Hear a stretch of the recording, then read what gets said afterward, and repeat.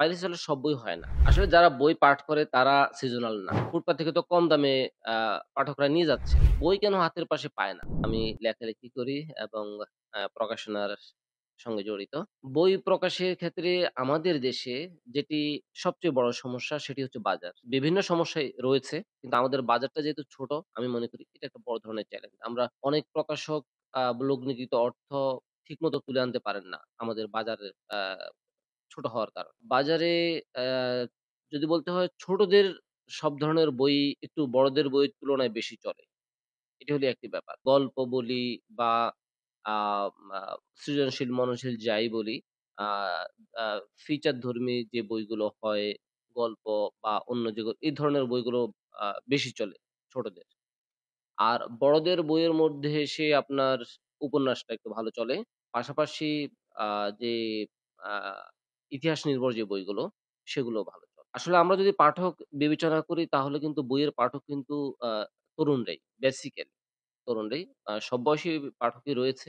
কিন্তু তরুণরাই বই একটু বেশি পড়ে। তাদের রুচির উপরেই কিন্তু মূলত আমাদের প্রকাশনা শিল্প আ নির্ভরশীল। পাইরেসি যখন হয়ে যায়, আ পাইরেসি হলে সব বই হয় না। যে বইগুলো একটু বাজার কাটতি, সেগুলো কিন্তু পাইরেসি হয়ে যায়। তো পাইরেসি যখন কোনো বই হয়ে যায়, এক্ষেত্রে প্রকাশকরা আর্থিকভাবে ক্ষতিগ্রস্ত হয়ে তাদের লগ্নিকৃত অর্থ তুলে নিতে পারে না।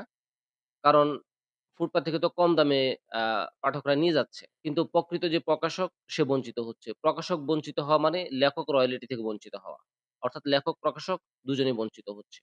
এখন পাইরেসি যে হয়ে যাচ্ছে যে বইটি, পাইরেটেড বইটি আসলে কতটুকু মানসম্পন্ন সেটি দেখতে হবে।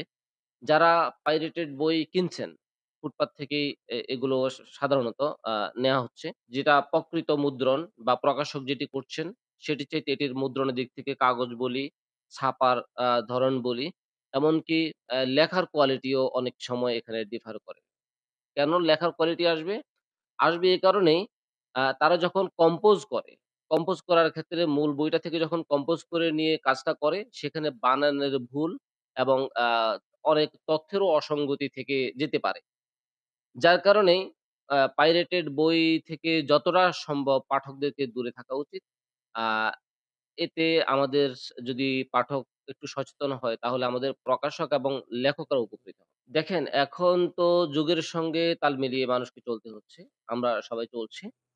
আ পিডিএফ ভার্সন বা অনলাইনে যে বইগুলো পাওয়া যাচ্ছে, আমরা সেটির দিকে অবশ্যই যাবো। ঝুঁকতে হবে। কিন্তু অনলাইন এমন একটি জায়গা সেখানে কনসেনট্রেশন ধরে রাখাটা খুব কঠিন। একজন পাঠক যখন একটি বই, মুদ্রিত বই হাতে নিয়ে যখন পড়বে, ২ টার মধ্যে অনেক পার্থক্য রয়েছে। অনলাইনে যখন পড়বে তার মনোযোগটা অন্যদিকে যাওয়ার একটা সুযোগ তৈরি হয়ে যায়।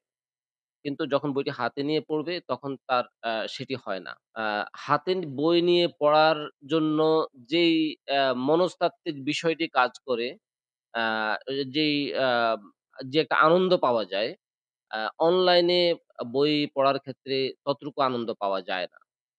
ততটুকু মনোযোগও দেওয়া যায় না। তো আমি মনে করি যে প্রযুক্তির সাথে তাল মিলিয়ে তো সব দিকে আমাদেরকে থাকতে হবে। প্রকৃত আনন্দটা কিন্তু মুদ্রিত বই থেকে পাওয়া যায়। সব বই তো কম বেশি বিক্রি হয়। তবে ছোটদের উপযোগী একটি গল্পের বই 'রহস্যময় পেন্সিল'। এটি প্রকাশ করেছে পঙ্খিরাজ।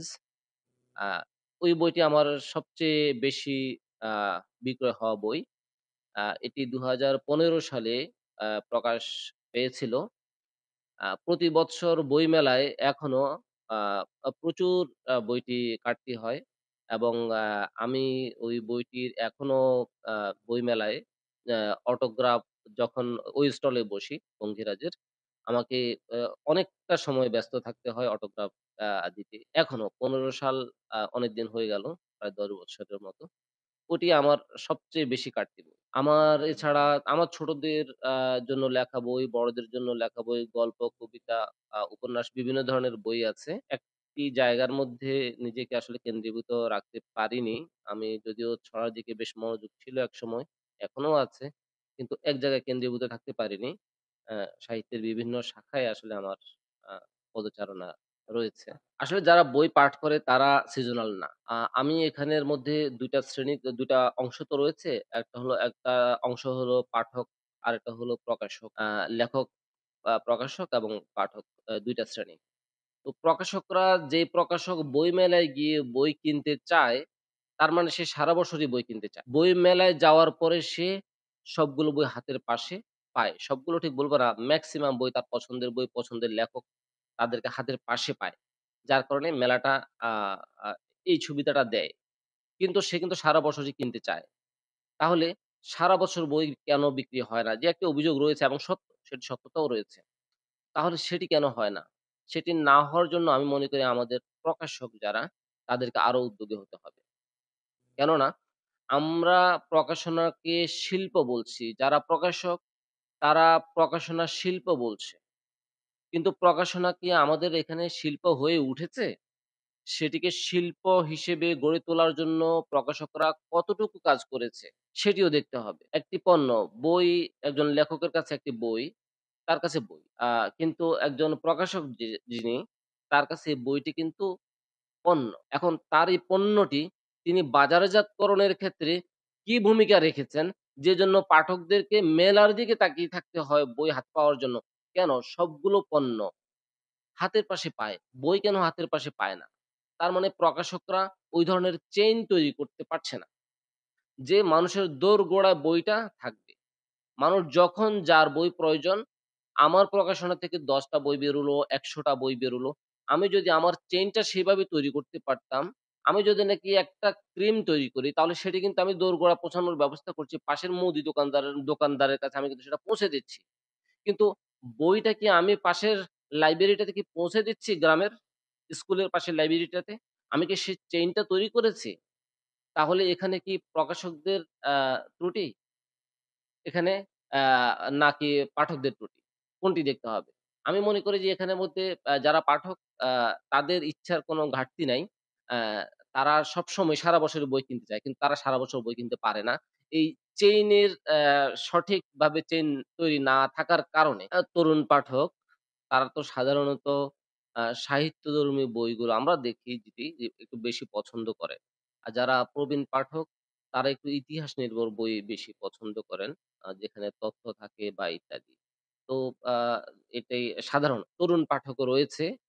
আ তারা উম এখন যেভাবে বই পাঠ করেন, কিন্তু তাদেরকে বই পাঠের দিকে আরো মনে হয় যেন একটু বেশি মনোযোগী হতে হবে। আর প্রবীণ যারা রয়েছেন, আ তাদের তো বয়সের কারণে তাদের বই পড়তে তো চোখের একটি ব্যাপার আ আ রয়েছেই। তো অনেক দিক বিবেচনায় আসলে আমরা আ প্রবীণ পাঠক আমরা খুব বেশি আমলে আ নেয়াটা কঠিন হয়ে যায়। এটি আমাদের দেশে না, এটা সবখানেই প্রযোজ্য। কিন্তু তরুণ যারা রয়েছে, এখানে আমাদেরকে পাঠক শ্রেণী তৈরি করতে হবে।